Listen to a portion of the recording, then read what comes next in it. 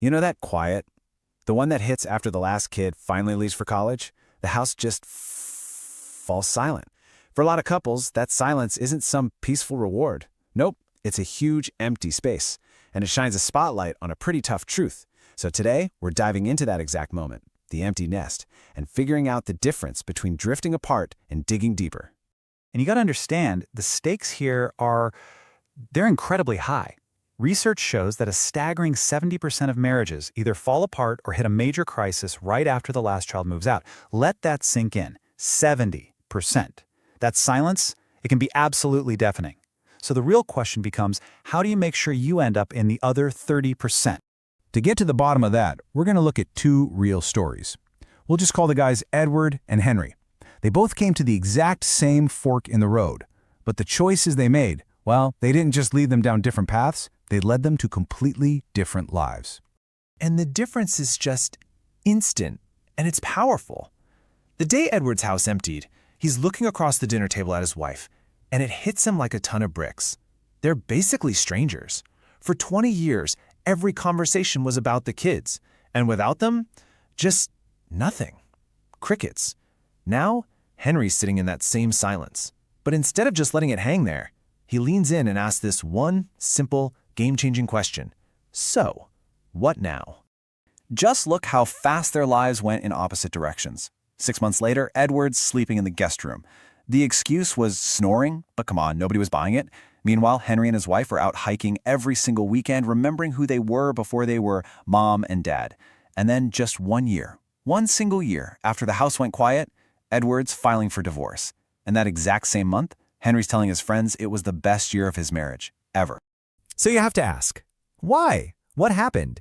It's the same life event, the same turning point. How did one relationship just crumble into dust while the other was completely reborn? Well, the answer lies in this really powerful psychological idea. It's called the emotional bank account. And it's exactly what it sounds like. Just think of your relationship as a bank account. Every time you have a nice conversation, share a laugh, or support each other, cha-ching, you're making a deposit. Every argument, every bit of neglect, that's a withdrawal. And a strong relationship, it's just one with a really, really high balance. And right here, this explains everything. Edward's account was totally bankrupt. For years, all they talked about was logistics. Bills, kids' schedules, who's taking out the trash. They weren't making any deposits, just constant little withdrawals of connection. The empty nest didn't cause the bankruptcy, it was just the final overdraft notice from the bank. But Henry had built up huge reserves. For 2 decades, he was intentionally making deposits, protecting their time as a couple. His foundation wasn't just there, it was rock solid. So how'd he do it? How did Henry build all that relational wealth? It's not a secret. He just focused on what psychologists call the 5 pillars of connection. You can think of these as the core of his investment strategy. And really, they're the blueprint for any partnership that's built to last.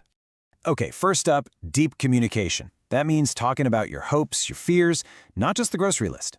Second, protected quality time. This is your date night, and you treat it like the most important meeting in your calendar. Third, intentional vulnerability. You got to create a space where it's safe to be real and not have it all figured out. Fourth, new shared goals. You need a vision for your future together that's exciting. And finally, and this one is huge, daily connection rituals. These are the small, consistent things like coffee together every morning that add up to an absolute fortune over time. All right, so the theory is great, but what does this actually look like day to day? This is where we get to the good stuff. Henry's exact, actionable game plan. And listen, this isn't a list of nice things to try. From a psychological standpoint, these are pretty much non-negotiable requirements for a relationship that doesn't just survive, but actually thrives. Here's the playbook. 1. Schedule a weekly date night, and it is non-negotiable. Put it in the calendar in permanent ink. 2. A daily 15-minute check-in.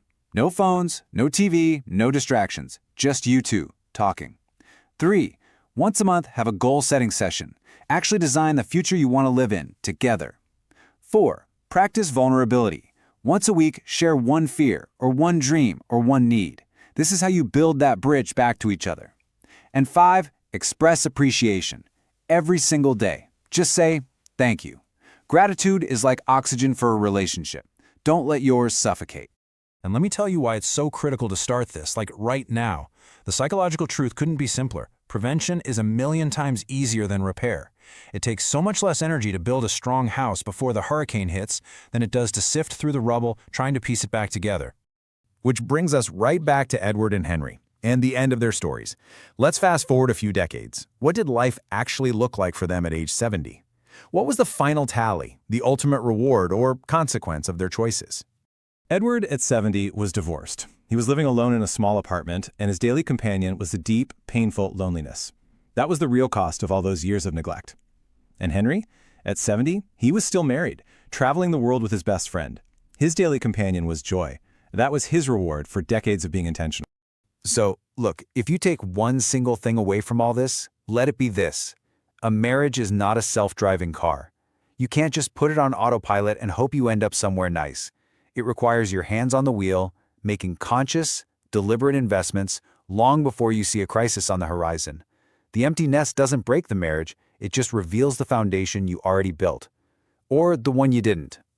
So now, the final question.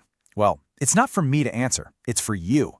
As you look at the road ahead of you, what will your story be?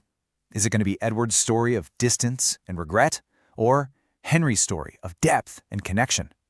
The choice and all the little actions that follow, they are entirely yours.